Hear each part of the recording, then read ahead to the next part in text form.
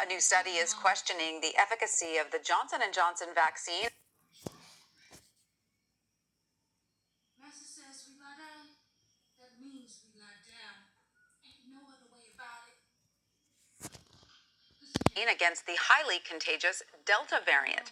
NYU's Grossman School of Medicine conducted a lab test on the one-dose vaccine. The findings suggest more than 13 million people who received J&J's vaccine could need a booster shot in order to prevent future variant infections. Johnson & Johnson responded to the results, saying company data shows their single-dose vaccine has a, quote, strong, persistent response against the Delta variant.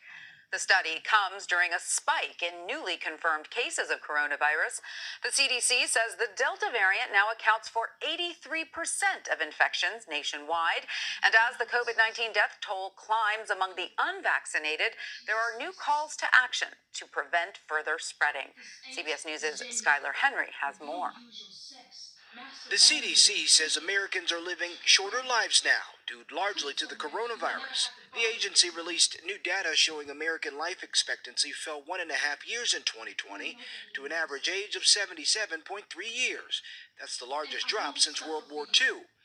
And now health experts say COVID deaths are on the rise again.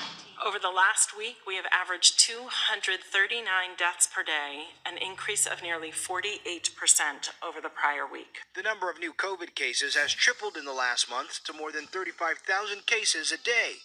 The CDC says the Delta variant accounts for around 83% of new infections. All of the current vaccines work against the Delta variant and every variant out there. President Biden has made distributing the vaccine his number one priority during his first 6 months in office, but some say that's part of the reason why some Americans are refusing to get the shot. There is a lack of trust in government when you see President Biden being so partisan on so many issues, frankly misleading people on some things for partisan purposes, but then he says go get vaccinated. Well, you can't separate that out. Congressman Steve Scalise, the second-ranking House Republican in Congress, says he got vaccinated this week as Republican lawmakers are stepping up their calls for vaccinations. These shots need to get in everybody's arm as rapidly as possible. The latest CBS News poll shows Republicans are far more likely than Democrats to say they will not get vaccinated. Skylar Henry, CBS News, the White House. Dr. Hmmm Adulja joins us now for more on this. He is an infectious disease expert and a senior scholar at Johns Hopkins University's Bloomberg School of Public Health. Dr. Adulja, thank you for joining us. So, if you're one of the nearly 13 million Americans who received the Johnson & Johnson vaccine, should you be concerned about becoming infected with COVID-19 now that the Delta variety is on the rise?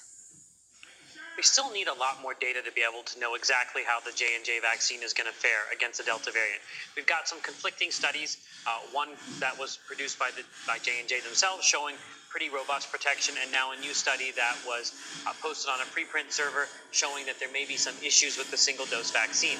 But what I think is really important is to have real-world data to look at the people that have gotten the Johnson & Johnson vaccine and ask the question, are they getting breakthrough infections more frequently? Are those breakthrough infections more severe? And I don't think that we have that type of data. It seems to be, especially when it comes to severe disease, which is the whole reason why we have a vaccination program, the J&J vaccine seems to be holding up. Whether or not we need to augment that protection, I think we need a lot more questions to be answered before we can pull the trigger.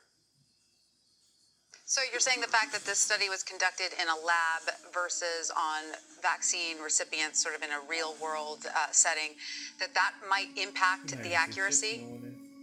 Not the accuracy, but the applicability, because you've got to extrapolate something that's happening in a lab and ask the question, is this clinically relevant? Does it integrate with what we're seeing in the field? Meaning, are people who got the J&J vaccine, are you seeing them in the hospital now with breakthrough infections?